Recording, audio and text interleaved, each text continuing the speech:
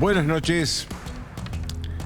Hay mucha inexperiencia en el tratamiento o en el trámite de la aprobación o el rechazo de esta ley, mega ley o ley ómnibus del presidente Milei en el Congreso, porque se mezclan muchas cosas que no se deberían mezclar.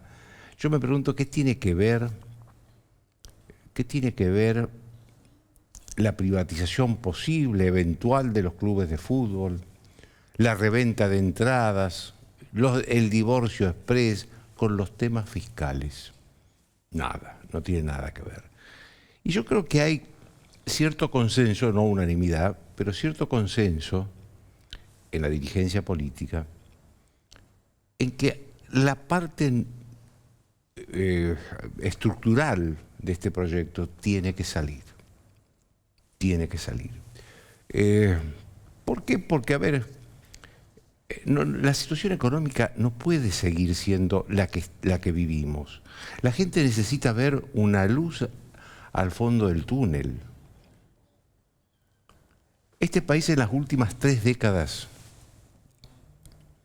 pasó de la hiperdesregulación de Menem a la hiperregulación de los Kirchner.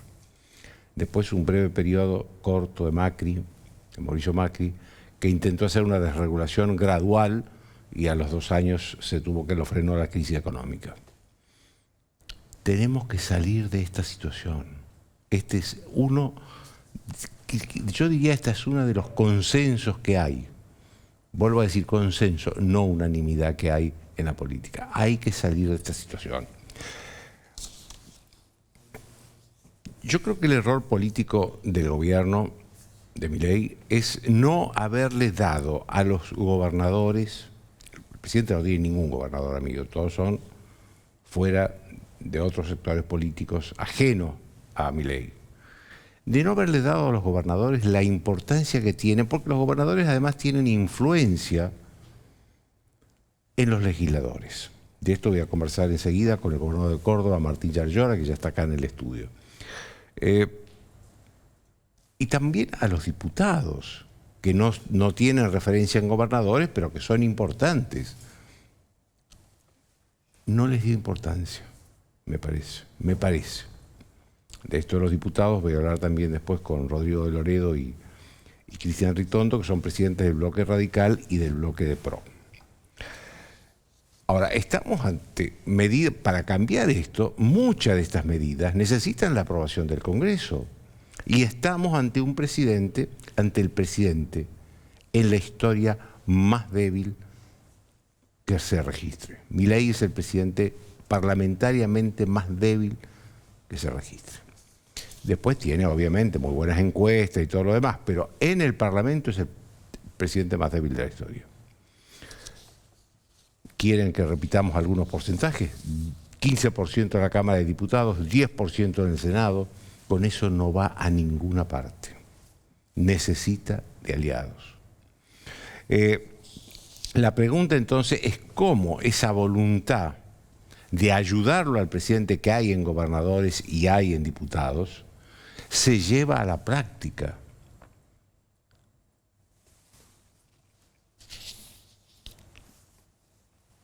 Por supuesto que cuando yo no digo que no hay unanimidad. ¿Por qué? Porque el kirchnerismo no está en ayudarlo al presidente. En la izquierda tampoco. La izquierda tiene sus razones legítimas. La izquierda no piensa como Milei. El kirchnerismo es otra cosa. El kirchnerismo quiere que el presidente se vaya mañana. Y quiere que se vaya mañana porque cree que es la única oportunidad que tiene el kirchnerismo de volver a ser gobierno. A ver, en este programa va a cumplir el mes que viene 22 años. Acá siempre dijimos, los presidentes tienen que cumplir su mandato. Todos tienen que cumplir su mandato. No solo para respetar la Constitución, sino también y fundamentalmente porque la salida anticipada de un presidente significa un gran sufrimiento de la sociedad. No porque el presidente se va, sino por todo el contexto económico y social que rodea esa salida del presidente. Entonces, otra vez, ¿cómo se hace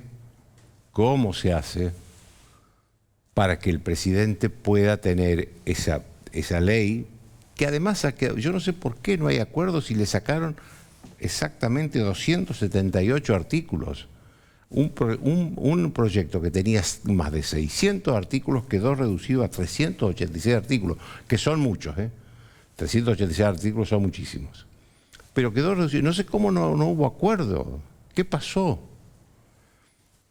El gobierno tiene además la ventaja de que la oposición, las principales coaliciones opositoras, hoy no tienen liderazgo claro. Juntos por el Cambio está en renovación, que no pudo entrar al balotaje, a la segunda vuelta. El peronismo está acéfalo. Cristina Kirchner está en la Patagonia, se fue el 10 de diciembre, no volvió desde entonces.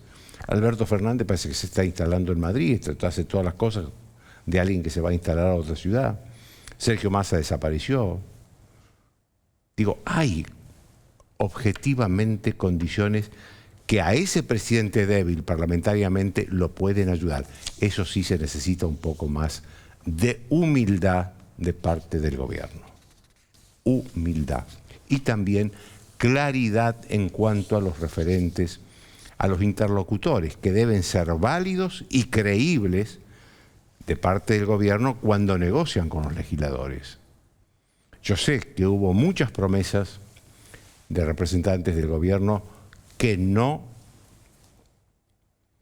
se cumplieron en la realidad de los hechos después. Porque van a la Casa de Gobierno, claro, consultan la modificación de un punto y una coma, tienen que consultar la Casa de Gobierno. Y por ahí muchas cosas le rechazan. Entonces, los que se comprometieron quedan mal. El ministro de Economía, Luis Caputo, debió estar ya... A ver, el Caputo es el único funcionario que yo creo que debe saber, estoy seguro que sabe, qué es prescindible y qué es imprescindible en esa mega ley o ley ómnibus. No va al Congreso, no fue nunca, porque dice que tiene otros asuntos importantes que atender. Yo, sinceramente, no creo que el gobierno tenga hoy un asunto más importante que la aprobación de esta ley en el Congreso. Porque además es cierto que el gobierno necesita, después de 3 semanas de negociación y de su situación objetivamente débil en el Congreso, enviarles mensaje de cierta gobernabilidad desde el Fondo Monetario, los inversores, los mercados, a todo el mundo. Han pasado 3 semanas. Hoy iba a haber una reunión mañana, no, la pasaron para pasado mañana, al comienzo de la sesión de la Cámara de Diputados, porque tiene que reunirse primero para ver cómo va a ser la reunión.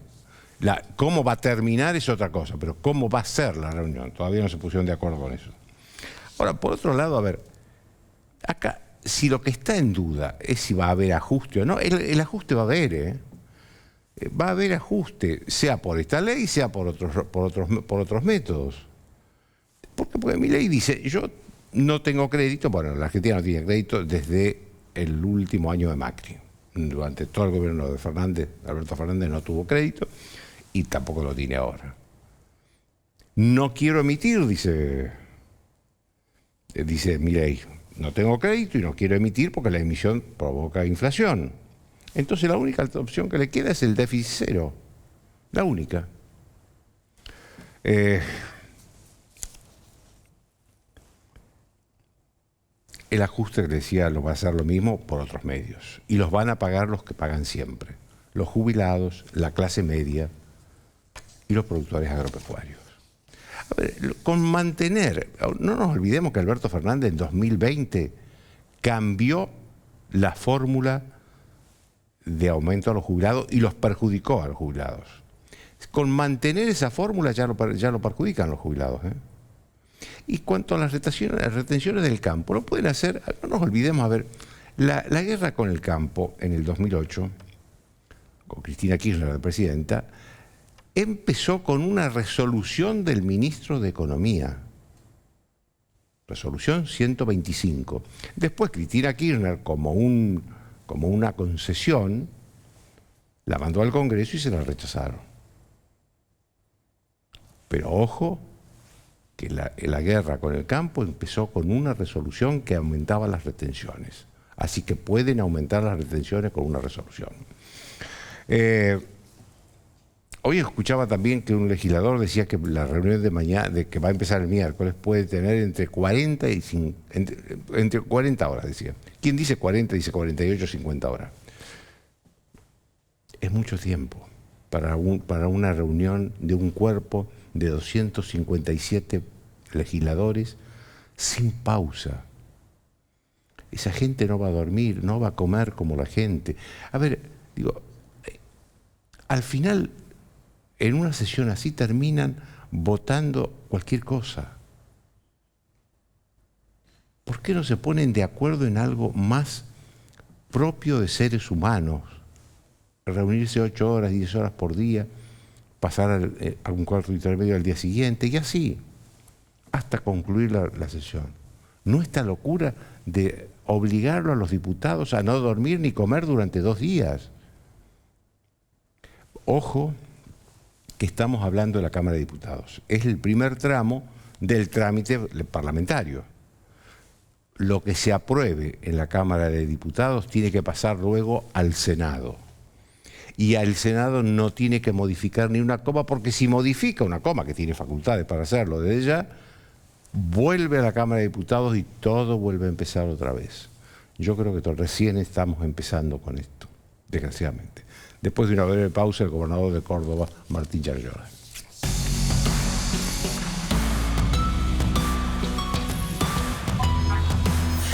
Auspician desde el llano.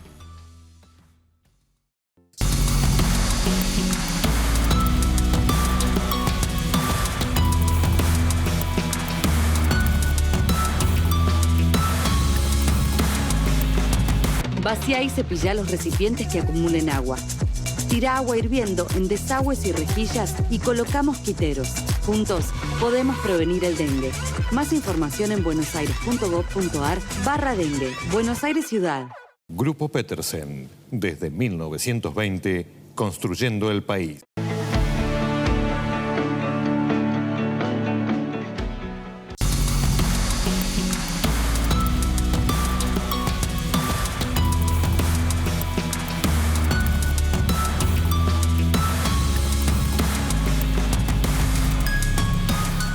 Bien, como les dije, el gobernador de Córdoba, Martín Yarlora. Gracias, gobernador, por estar con nosotros esta noche. La primera pregunta que le quiero hacer a propósito de lo que venía comentando es si usted esperaba un Milei más negociador. Yo creo que sí, que esperaba un equipo también más conciso. Pero bueno, hay que entender que también en muy poco tiempo buscaron hacer muchas reformas. Tal vez en eso a mí me ha tocado administrar y también soy partidario de que los planes y las reformas que uno tiene que hacer estructurales, cada vez uno en la política tiene menos tiempo. Ahora, lo que uno tiene que tener... Usted dice que está de acuerdo en hacerlo todo desde el primer momento. Yo creo que sí. Bueno, tenemos el ejemplo de Macri, que lo dejó todo para después y no pudo. No, pero son cosas distintas. Una cosa es hacer las reformas que uno necesita y después es el momento en el cual uno va aplicando cada una de las facultades que uno tiene. Eso lo tiene que aplicar en el timing, en el tiempo y en la forma. Entonces son dos cosas distintas. Y lo escuchaba recién en análisis, saber qué es lo principal y qué es lo accesorio. Eso no es menor, no todo da igual. Porque eso también confunde en la negociación frente a un parlamento fragmentado como el que hay. Y en el caso nuestro estamos claramente, creo que hay que tener una conducta patriótica. Nosotros estamos en una de las crisis peores de la Argentina en la historia, con una inflación galopante, con una recesión, con cada día entran... Gobernador, déjeme que le haga una pregunta sobre, porque el gobierno insiste mucho con que la bomba todavía está ahí con posibilidad de estallar. ¿Usted coincide con esta apreciación del gobierno? Yo creo que la situación es gravísima en la Argentina. A ver, con 25 de inflación, los sectores pymes cayéndose las ventas, cada vez más pobres. Por eso he defendido el esquema productivo, un tema del cual no hablamos. Nos estamos concentrando en un plan fiscal Y los planes fiscales sin visión productiva han fracasado en la Argentina. Porque ¿quién termina pagando los impuestos del plan fiscal? Solo los que generan riqueza, los que generan trabajo. O los jubilados. Yo creo que ahí distingo. Una cosa son aquellos que sufren injustamente el ajuste y aquellos que pueden ser sujetos tributarios, ¿no? Claro, como los productores. Son dos cosas distintas. Y en las dos cosas hay que tener sapiencias. Entonces, cuando yo digo, en estos momentos el presidente tendría que estar dando un bono para los jubilados, porque lo que han perdido con la fórmula actual ya no tiene nombre. Claro. Ahora, de la misma manera, yo digo, nosotros lo salvamos al presidente de un grave error, cuando impedimos que se votara el paquete de retenciones, porque es un paquete de derecho de exportación, no solo al campo, sino al campo, a los que dotan valor agregado, a las economías regionales, a la economía, a los talleres, a las industrias, al mueble. Le pegaron a todo casi con un Excel que era 15 puntos. Después empezaron a negociar y de acuerdo a quién se sentaban le decían a vos 8, a vos 4. Y si uno ve el margen con el cual iban a recaudar, iban a terminar condenando de nuevo al campo, a la producción, a la industria, a los talleres mecánicos, al cierre, que ya lo vimos en Argentina. En Argentina han fracasado planes económicos por la crisis social, por no tener visiones productivas. Yo quiero incorporar la visión productiva al debate del plan fiscal. ¿Usted cree que en esta mega ley y en el decreto de necesidad de urgencia, que forma parte del paquete de medidas, no hay un plan de productivo? Usted dijo en un momento en la editorial que hizo, tenemos que ver una salida. Claro. Un plan de ajuste como este, tremendo, terrible. Eso no ve la salida nunca. Si vos no ves la salida, inclusive leí al presidente en un reportaje. Yo lo que digo es, uno tiene que tener un plan fiscal. Yo goberné 2 veces, fui intendente de San Francisco, intendente de Córdoba, gobernador ahora de Córdoba. Siempre tenemos y buscamos superávit fiscal para poder utilizar ese superávit para obras, para infraestructura, para generar más trabajo y más empleo. Entonces, no vamos a discutir que la nación necesita tener un superávit. Ahora, el cómo, el tiempo. Claramente este esquema que va a una recesión galopante, que va a una estanflación. Estamos ya en recesión. Sí, pero que vamos, el presidente dijo que íbamos a una estanflación. No tiene viabilidad económica si no llegan las inversiones y se generan trabajo. Cualquier plan fiscal necesita claramente de una visión productiva. Si vos vas a asfixiar o a cerrar directamente con medidas como es el derecho de exportación de algunos sectores, cuando te encuentres el próximo mes no vas a encontrar o la industria abierta o el taller cerrado o no vas a encontrar dónde exportar. Ahora, ¿cómo se llega a un déficit cero sin aumentar impuestos y sin hacer un sacrificio fuerte? El tema es qué impuestos aumentás. Cuando vos aplicás un derecho de exportación, a veces cerrás una economía regional que estaba exportando. Y tal vez vos podés suplantar ese impuesto por un impuesto interno, que te quita competitividad, pero que no te saca del mercado exterior. Por eso, o por ejemplo, vamos a un caso, cuando dicen, no vamos a hacer más ninguna obra. Joaquín, nosotros sabemos que Argentina tiene otras potencialidades. ¿Cómo no vamos a construir el gasoducto para poder exportar el gas a Brasil o para poder, inclusive para dejar de importar gas? Déjeme que le haga una pregunta sobre eso, porque Milei dice que lo hagan los privados. Ahora, ¿usted cree que hay privados dispuestos a hacer estas clases de... Si no lo hacen los privados, lo tiene que hacer el Estado. Porque un objetivo central de la Argentina es, ya tenemos el campo como un motor productivo, que este año va a tener una buena cosecha, pero Argentina no puede vivir de la danza de la lluvia.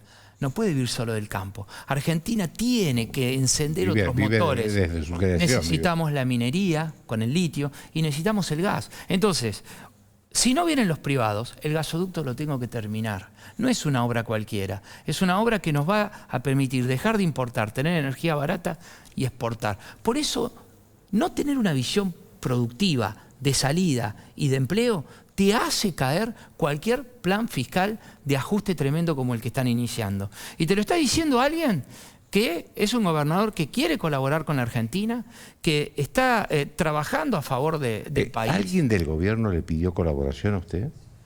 Nosotros tenemos buen diálogo con el ministro Franco, inclusive hemos trabajado en materia de seguridad con la ministra Bullrich, en un operativo antinarcóticos de carácter internacional.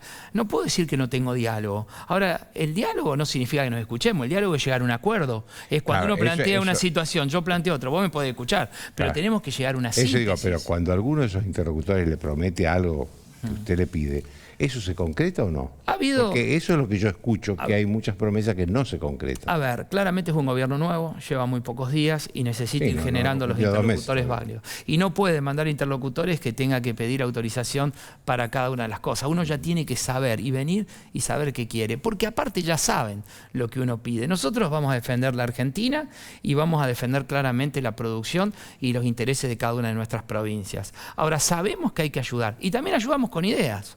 Como digo, nosotros hemos ayudado con la baja de las retenciones, porque es un error que el país va a cometer. No hay que ahogar la producción, el campo, el trabajo, la industria, la metalmecánica. La salida es con empleo, pero también estamos ayudando en darle quórum, en decirle, bueno, votemos esta ordenanza. Voy a dar un ejemplo. Como ya di el de los gasoductos, cuando uno dice cualquier obra, y usted sabe que la potencia que nosotros podemos tener, teniendo la segunda reserva de shale gas del mundo, es increíble. De afuera no lo pueden creer. Que importemos barcos para traer energía y gas, que paguemos recursos que ingresan por el campo para tener energía y paguemos una energía cara, tenemos esa reserva. Pero voy a dar otro ejemplo. ¿Por qué retirar todo el paquete fiscal?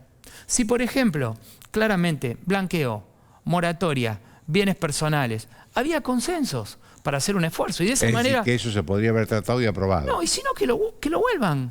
Claro. Que lo vuelvan para la próxima sesión. ¿Por qué esperar si hay consensos para poder tratar determinadas legislaciones? Porque claramente sabemos que para cerrar el déficit hay que reducir gastos y aumentar impuestos. Si no, Argentina no es viable. Ahora hay que saber qué decisiones tomar. Y hay acuerdos, y lo está diciendo alguien de la oposición, pero creo que estamos en un momento tan crítico que tenemos que tomar justamente conductas patrióticas y ayudar a hacer un consenso necesario para que Argentina salga adelante. Y hay consenso, y hay acuerdos. Y los gobernadores patagónicos han traído ideas sobre los hidrocarburos. Los gobernadores como nosotros hemos traído ideas sobre los biocombustibles. A ver, ¿por qué Brasil? ¿Por qué Estados Unidos tienen un mercado de biocombustible? Un mercado de dar valor agregado a su producción para no sacarla en grano. Y nosotros no podemos tenerla. Que escuchen a los productores, que escuchen a los que estamos al lado de los sectores productivos. Yo creo que la ley plantea un montón de cambios y los cambios son oportunidades, pero si escuchamos y dialogamos. ¿Con qué cambios que plantea la ley está más de acuerdo usted? Y bueno, por ejemplo, los cambios en materia de inversión. Hay un régimen de inversiones que yo diría son inversiones arriba de los 150 millones de dólares. Que las bajen un poco, que no seamos solamente para esas inversiones. Con el régimen, por ejemplo, de blanqueo, hay muchas personas trabajando en negro y que con un régimen de blanqueo y accesible podrían tranquilamente hoy estar formalizados. Con determinadas normativas que nos llevan a la transformación digital, como tienen muchos países sacando burocracias, y bueno, podría seguir enumerando leyes. Con una ley de biocombustibles que nos permita crecer, que no dependa de la firma de un funcionario si te damos más cupo o menos cupo, porque nadie va a invertir, nadie va a tener proyección a largo plazo. Que eso esté consensuado también entre los sectores petroleros y los sectores de biocombustible. Así lo hizo Brasil, así lo hizo Estados Unidos. Nosotros podemos ser una gran potencia en biocombustibles. Gobernador, ¿usted tuvo la oportunidad alguna vez de conversar así con esta claridad que está hablando ahora con el presidente Milei? No tuve la oportunidad, pero sí me parece que todos los gobernadores con él hicimos una gran foto institucional, que fue una reunión muy buena, donde yo fui uno de los voceros de esa entrevista, porque usted bien hablaba, a veces hay eventos que son mirados por el mundo, que muestran confianza. Esa foto fue una foto institucional muy fuerte para un presidente que inicia una gran debilidad parlamentaria, todos los gobernadores. Ahora, usted como presidente tiene que aprovecharla. Si tenés todos los gobernadores dispuestos a conversar... ¿Y usted cree que Milei no la aprovechó? Creo que después hizo una agenda internacional, pero que tiene que saber que tiene todos los gobernadores que quieren acompañarlo y apoyarlo, o por lo menos la mayoría.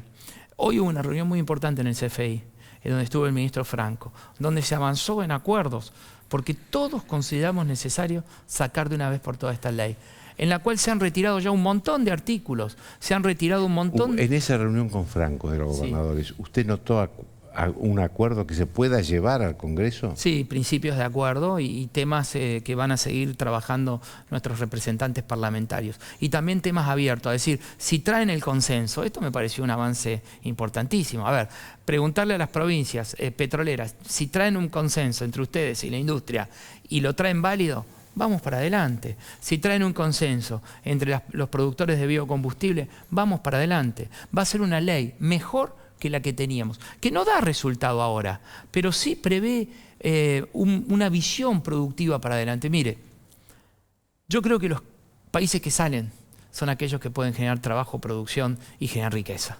Si el plan fiscal solo va a generar ajuste y ese ajuste no va a tener un horizonte de salida productiva, de trabajo, es un plan fiscal que nace ya fracasado. Por eso a mí me parece muy importante sumarle estos artículos, sumarle esta defensa que hicimos de la producción, del campo, de la industria, de la metalmecánica. Usted, que es un estudioso, se acuerda. El 2001 no empezó en el 2001. No, ya el 98, el 99, el 2000, ya mostraron un cansancio del sector productivo, donde eso generó despidos, cierre de fábricas y claramente generó la crisis social que llevó a la caída del plan. Entonces los planes, tenemos que aprender como aprende el mundo, son sostenibles solo si el plan fiscal viene a acompañar un plan de desarrollo productivo. Yo estoy totalmente convencido que la Argentina tiene salida, le quiero decir. Como joven, creo que Argentina tiene talento y tenemos recursos. Tenemos recursos mineros, tenemos recursos en gas. No solo dependemos del campo. Y mire que yo vengo de una potencia agropecuaria. Le agradezco mucho, gobernador. Le agradezco a usted por invitarme. Un saludo a todos los argentinos. Después de una breve pausa, el diputado Rodrigo de Loredo.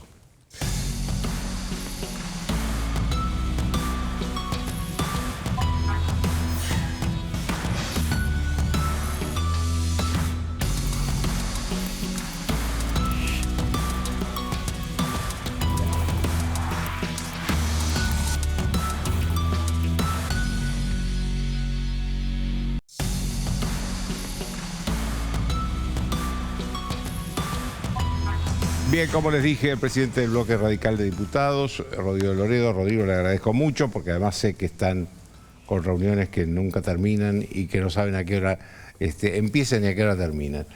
Lo primero que le quería preguntar es cómo está viendo el radicalismo. Usted tiene uno de los cargos institucionales más importantes del partido, el gobierno de Milei. Me gusta la pregunta, porque tenemos mucho para decir. Porque además no sé por qué, se nos criticó un montón, se nos agredió un montón.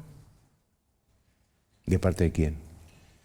¿Del gobierno, del presidente? El gobierno principalmente, pero incluso lo digo, me parece que un sector de la sociedad nos puso en un lugar raro de exigirnos cosas como cuando fuimos muy claros en nuestra postura. Nosotros somos un partido, Joaquín, que hace un culto de la racionalidad, de la sensatez, del equilibrio, de la institucionalidad, de los consensos.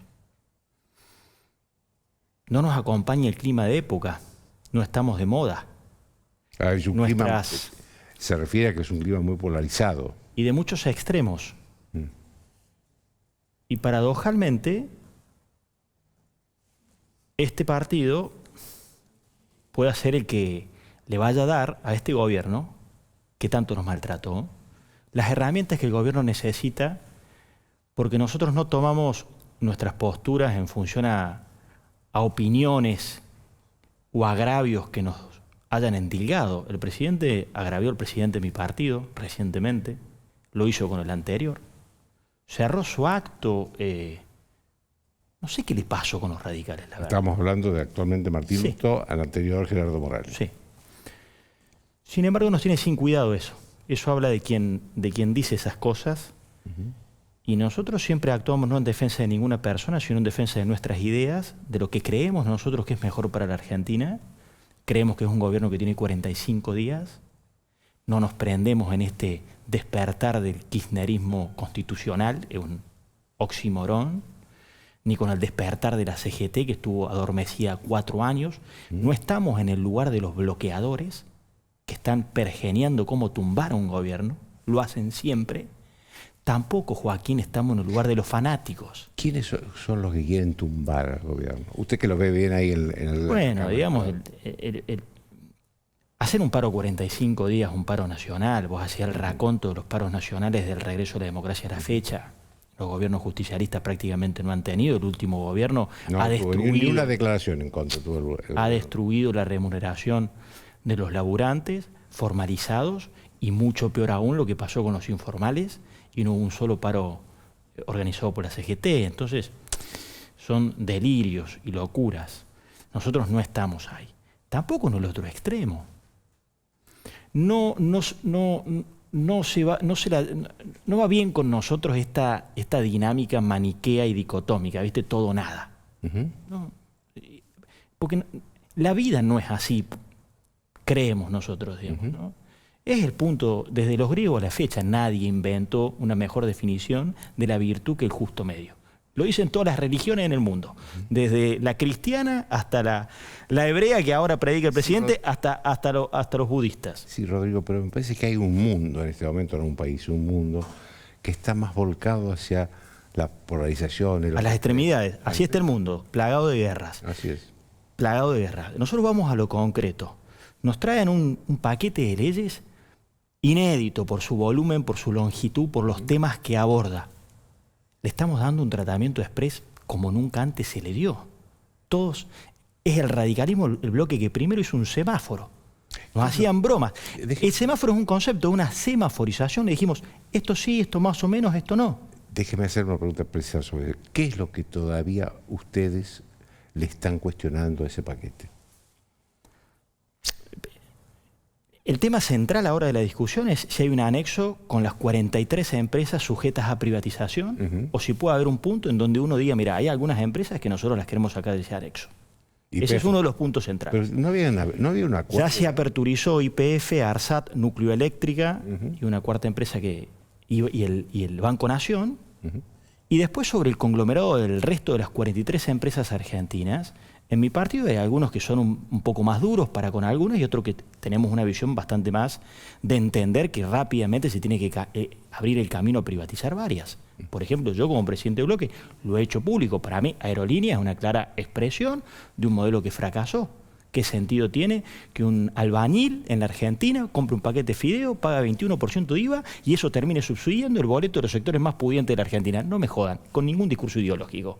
Eso es una mala administración y así hay muchas empresas. Es uno de los puntos. Pero, porque, si vos me permitís, yo te quiero contar esto, joven. Porque se pone el énfasis en qué están en desacuerdo. Pero yo te quiero decir en qué estamos de acuerdo. Bueno, esa era la otra pregunta. Y otra cosa. ¿En qué están de acuerdo? Otra cosa, ¿no? Mencionan un paquete de normas de 600... sí, que ahora bajó a cerca de 400. 400 y algo. Si vos contás los anexos, se te va casi a 500 artículos. El gobierno va a tener una de las reformas, probablemente, si vos haces un registro democrático, más voluminosas. Sí, sí. En tan poco tiempo no las tuvo ni Menem, ni De la Rúa, ni Macri, ni Néstor, Alfonsín, ni Cristina, ni Alfonsín, y las tiene con una minoría inédita en el Parlamento, gracias a la actitud cooperativa de bloques como el nuestro, que entendemos por sentido democrático que le tenemos que dar las herramientas a un gobierno que recién asume, pese a que nos ha destratado y nos ha agraviado de principio a fin.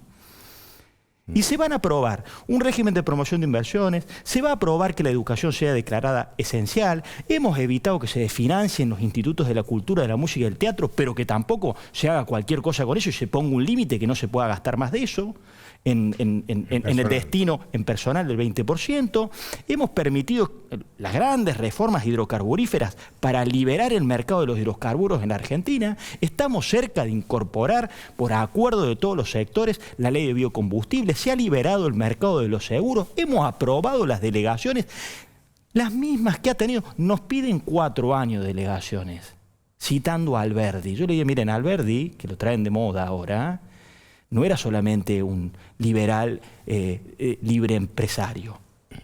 Era un liberal. Entonces, denle todas las facultades al Ejecutivo, pero dénsela a través de una Constitución. Es el padre de la Constitución. Claro. Entonces, pedir la suma del poder público, no cuenten con nosotros. 1 año de facultades delegadas las va a tener el presidente. Es decir, es muchísimo lo que va a sancionar este Parlamento a un presidente con una minoría inédita.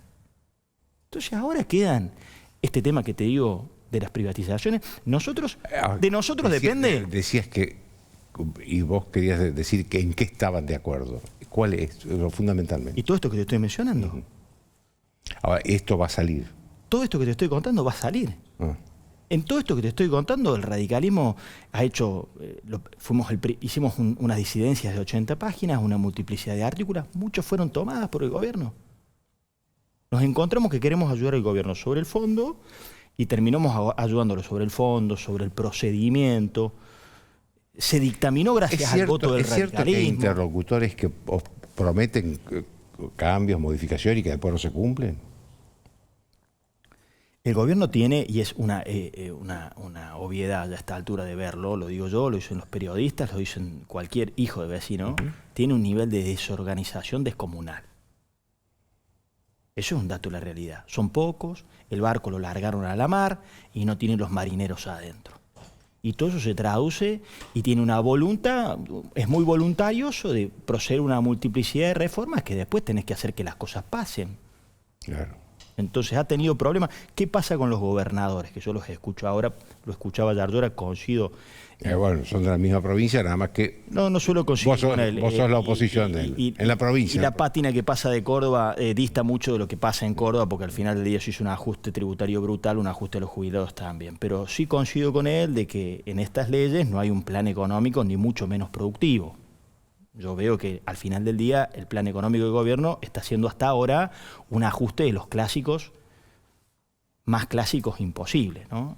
Devaluación y licuación por devaluación, y nosotros hemos evitado que paguen el ajuste los jubilados, una cosa descomunal. 110.000 mangos gana un jubilado en la Argentina. Lo van a terminar pagando. No, porque le vamos a exigir que emita los bonos mensualmente, que tenga que, y bueno, y si lo hace, estaría faltando a uno de sus compromisos más centrales en la campaña.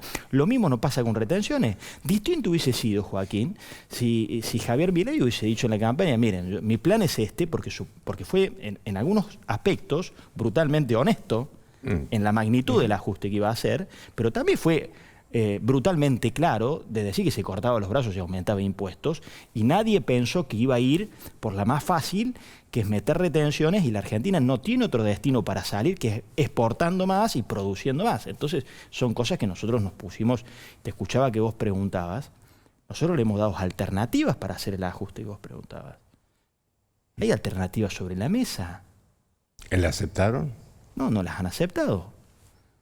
Hay más de 32 regímenes tributarios, que son más de 4 puntos del PBI. ¿Qué significa un régimen tributario para la gente que está? ¿Qué dice el gobierno de Tierra del Fuego?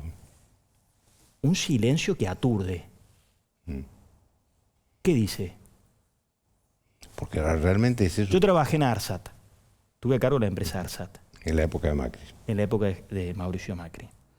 Huawei, que es la principal empresa de tecnología del mundo, tenía un área chiquita para el mercado nuestro, en donde tomaban los celulares de Huawei, los desamblaban, los desarmaban para enviarlo a Tierra del Fuego, para que en Tierra del Fuego los ensamblen de vuelta. Entonces vos tenés...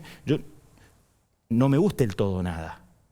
Yo lo que digo que ese es un régimen que no tiene una proporción de las exenciones tributarias que se les han dado, que son más de $1.000 millones por año, que el Estado se priva de recaudar, y que encima los argentinos pagamos con productos que se construyen más caros de lo que pueden obtener con otros proveedores.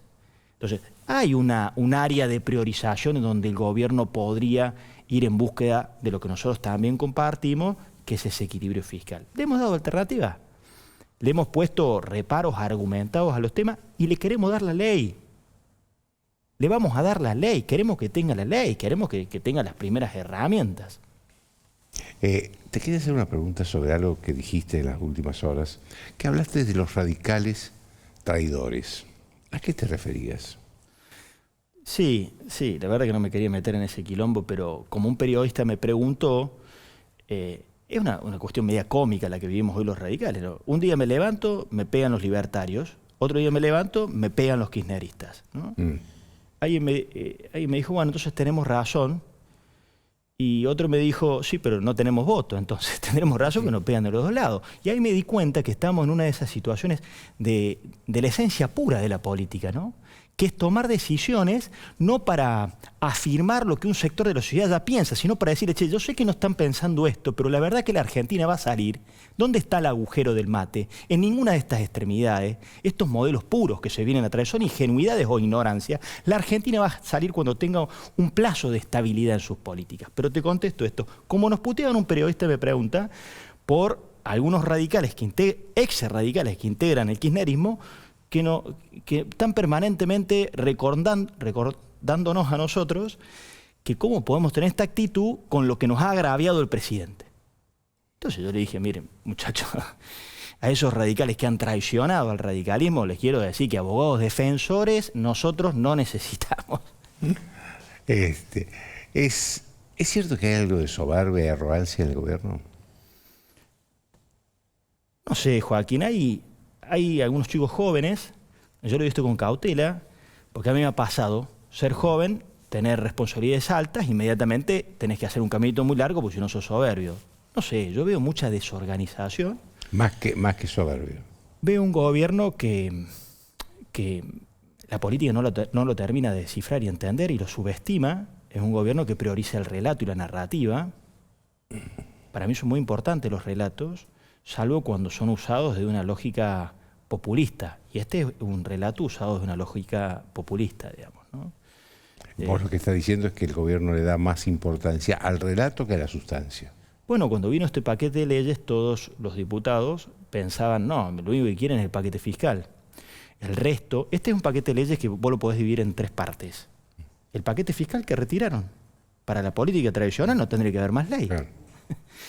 La segunda parte era la liberación de algunos mercados, el del seguro, el de la pesca, el de los hidrocarburos, el de la los regulación, digamos. Y el tercero, una serie de reformas, que es lo que la política dice, ¿para qué traen ahora una reforma del Código Civil, una reforma del Código Penal, al Código de Tránsito, al ambiente, a la educación, al turismo?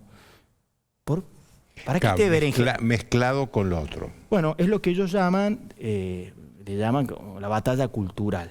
Para mí es muy grandilocuente ese tema. Durante 20 años hablamos de batalla cultural. Me parece más bien, nada, un relato. Un relato. Y fíjate vos que el gobierno, bueno, prioriza por ahí quedarse con el relato y retira el paquete fiscal. Y el gobierno tiene un poco de eso, digamos. Caputo estaba preocupado por el plan fiscal, el Caputo ministro de Economía, Sturzenegger preocupado por la liberación de algunos mercados, y Santiago Caputo, que es otro funcionario de relevancia del gobierno. Sí, que estuvo ahí en la Cámara. Sí, me parece que cuida la narrativa. El relato. El relato del gobierno. Gracias, Rodrigo. Gracias, Joaquín. Después de una breve pausa, Cristian Ritondo, que es el presidente del bloque PRO de diputados.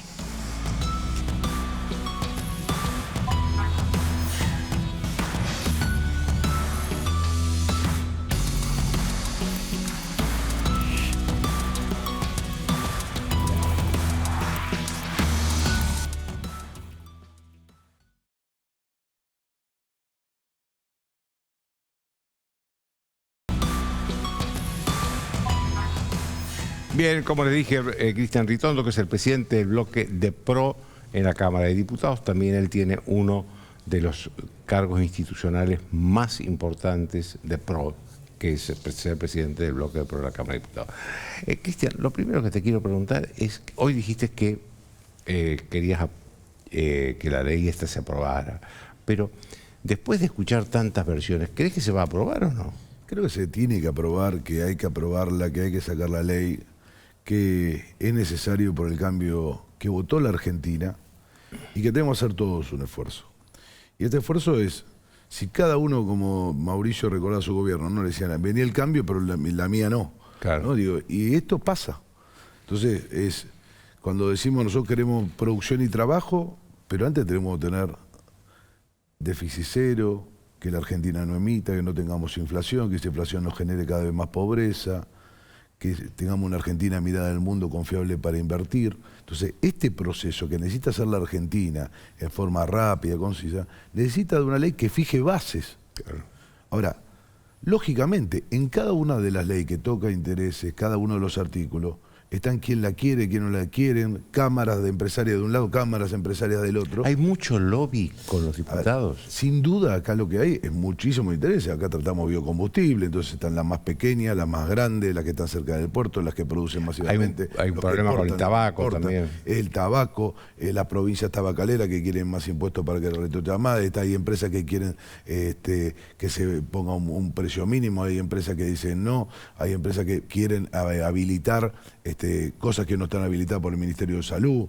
Digo, hay un montón de cosas y en el medio de eso uno transita entendiendo que es lo mejor para el país, lo que conviene, pero que hay que hacerlo rápido, que hay que darles herramientas rápidos. Entonces, yo creo que han sacado más de 2 artículos, pero digo esencialmente los que tenían que ver, que habían generado un gran problema, como tiene que ver el de las retenciones, un impuesto al campo y a la producción del campo, y la otra, no ponernos de acuerdo en cómo mejoramos el ingreso de los jubilados, que hoy que cobran menos de $100 por mes. Está en lo más bajo histórico. Sí, sí. Entonces, pero ahora aquí una pregunta, porque las retenciones las sacaron del tratamiento, pero el gobierno las puede resolver, las puede subir, ¿eh? Acordate, la resolución 125 fue una resolución del Ministerio de Economía de ese momento. sí, pero eso fue vetado, no lo puede resolver, ya quedó claro. Hay muchas instancias donde no se pueden subir retenciones ni impuestos por un decreto de necesidad de urgencia. Dicho esto, yo creo que tenemos que avanzar, que la Argentina, lógicamente, si queremos tener déficit cero, seguramente vamos a tener recorte. Con lo mismo tenemos el mismo resultado. Con las mismas políticas económicas tenemos el mismo resultado, el mismo que nos llevó ¿Qué es el desastre este? A la inflación del 25% mensual, a la pobreza del 50%, porque la inflación hace que cada minuto, cada día, a un ritmo del 25%, tenemos miles y miles de argentinos que dejan de ser clase media para convertirse en pobres. Esto significa que muchos chicos están pasando de escuelas no privadas, de escuelas semiprivadas o parroquiales, a la escuela pública porque no pueden pagar los padres. El abandono a las prepagas y obras sociales. Digo, todo esto que está sucediendo tiene que ver con un empobrecimiento de la clase media que viene pagando un ajuste que es la inflación desde hace muchísimo tiempo y depreciando su sueldo con relación de sus ingresos con lo que viene teniendo el ingreso. Durante los últimos 4 años eso fue el 30% y en los jubilados fue el 40%. Entonces, con esa pobreza, con ese ritmo de inflación, con una educación pública de cada vez más baja calidad, es la Argentina sin futuro. Entonces creo que hay que hacer cambios profundos, que son ahora, que concuerdo con el gobierno que hay que hacerlos ahora, que no, para esto no existe el gradualismo. Nosotros fue algo que siempre decimos que fue un error nuestro, pensar que el gradualismo no servía. En un momento fuimos gradual hasta que hubo un contexto internacional donde no nos ayudó y después tuvimos que hacer el último año electoral sin especular todo lo que tendríamos que haber hecho el primer año. Esto está en el libro de Mauricio. Sí, sí. Entonces creo que hay que acompañar y tener la diferencia de Macri con Milei es que Macri hizo el déficit cero al final y Milei lo quiere hacer al principio. Porque creo que es la base de una Argentina. Por eso esta ley tiene potencia la inversión en muchos aspectos, modifica la ley de carne, hidrocarburo, biocombustible. Todo esto es un paquete muy importante. Pero si la Argentina es previsible, si tiene seguridad jurídica, si no tiene inflación, si no tiene déficit permanentemente. Digo, hoy está discutiendo las empresas para privatizar. Pierden más de 5.000 millones al año, que pagan todos los argentinos que pagan IVA. Escuchaba a Rodrigo. Tuvimos largas reuniones con a Rodrigo Loredo y te quería preguntar, porque él hizo especial énfasis con Aerolíneas Argentinas. ¿Estás de acuerdo con que hay que privatizar? Yo creo que hay que privatizar todas las empresas de Estado que son ineficientes y el Estado no necesita tener. Nosotros dijimos hoy en la reunión donde estaba Rodrigo, estaba Miguel Pichetto por el otro bloque, que nosotros sí íbamos a acompañar, porque realmente creemos, aparte porque fue propuesta nuestra de campaña, de Juntos por el Cambio, de Patricia. Entonces hoy no podemos decir otra cosa que no dijimos o tuvimos en campaña. Nosotros nos comprometimos y dijimos que las empresas que perdían 5.000 millones al año y que pagan todos los argentinos cuando van a comprar la leche y el pan, que le da mal servicio, que no sirven. Hoy tenemos correo, el correo ¿Qué le da el correo a la Argentina? ¿Cuál es el servicio tan importante del correo? Que Hoy el correo ya no existe. Por eso, pero en el mundo no existe. Entonces digo, hoy seguimos pagando esas cosas. Entonces habrá que ver estructuralmente, YPF hoy, porque aparte tiene un problema para ser privatizada, pero digo, después el resto es ver la mejor forma que la Argentina puede generar, para dejar de tener déficit y por otro lado generar inversión para que tengamos mejor servicio y que lo paguemos las cosas como lo usamos y lo que usamos. Que seamos responsables los argentinos de poder generar no solamente inversiones, sino también los ingresos suficientes para que cada cosa que sea una empresa de Estado no sea subsidiada y que terminemos pagando todos los argentinos, la usen o no lo usen. Porque Aguas Argentinas la paga el que no tiene agua. Cuando va a comprar el tarro de leche, el kilo de pan y paga IVA. Y no tiene agua potable, no tiene cloaca y paga el subsidio que se da. Entonces, tenemos que ser claros. Digo, ahora, este cambio tiene que ser urgente. Digo, entonces, y esto de hacerlo urgente en un país donde gana un presidente con una estructura política nueva, que hace 2 años prácticamente iniciaba su carrera, donde muchas veces falta experiencia, porque es lógico no la tenga, nadie nace con experiencia, digo, y tiene una cantidad de diputados que es muy poca para la necesidad que tiene, hay que acompañarlos, hay que ayudarlos, y aparte tenemos una etapa donde la gente acaba de decir el 56% que quería este cambio, porque más allá de que qué cosa dijo más que sí, más que no Milei, dijo que iba a ser un ajuste brutal, lo dijo él, y la gente votó. Déjame que te haga una pregunta partidaria de PRO. Sí. Hoy hubo una carta de 20 dirigentes, de dirigentes de 20 provincias pidiendo que Mauricio Macri asuma la presidencia de PRO. ¿Estás de acuerdo? Absolutamente. Yo creo que Mauricio es el fundador de este espacio, el fundador del partido, el que hizo que gobernáramos la ciudad de Buenos Aires, alguien que nos convocaba mucho, que veníamos de otras experiencias políticas, de otros partidos, nos encolumnamos para renovar la política con capacidad de gestión, lo demostramos en la ciudad de Buenos Aires, fue un partido que nació en el 2003, empezó a gobernar en el 2007 y del 2007 al 2015 generó que el PRO fuera gobierno, gobernara la Argentina en un frente más amplio, gobernara la provincia de Buenos Aires y la ciudad de Buenos Aires, o sea, los 2 distritos más importantes, que haya generado una cantidad de cuadros políticos y dirigentes, que uno lo puede ver, digo, uno puede decir Patricia, que vino al PRO, pero Horacio, María Eugenia, Diego Santilli, digo, por si alguno, Rogelio Frigerio, Nacho Torres, que son gobernadores, Jorge Macri, que es el jefe de gobierno de la ciudad de Buenos Aires, digo, por solamente nombrar algunos, seguramente me estoy olvidando mucho, no me quiero olvidar de Esteban Burrich, digo, de un montón de dirigentes que a lo largo de lo ancho de la Argentina, la cantidad de intendentes, como Guillermo Montenegro en Mar del Plata, digo, la verdad que ya generó una cantidad de cuadros y en mi bloque, ¿no? Digo, podría nombrar los 37 diputados con experiencia, con generación, con reflejo con la sociedad. Y creo que hoy es un buen momento para retomar ese nacimiento que tuvimos, reordenar el partido de alguien que no tiene un interés personal, salvo que al partido le vaya bien. Ahora, ¿cómo imaginás vos que debería renovarse Juntos por el Cambio? El PRO. Digo, junto por el Cambio creo que es una etapa... No, te estoy hablando de Juntos por el Cambio, porque acá el PRO tiene su liderazgo más o menos. Yo creo que Juntos por el Cambio, como venía existiendo, no existe.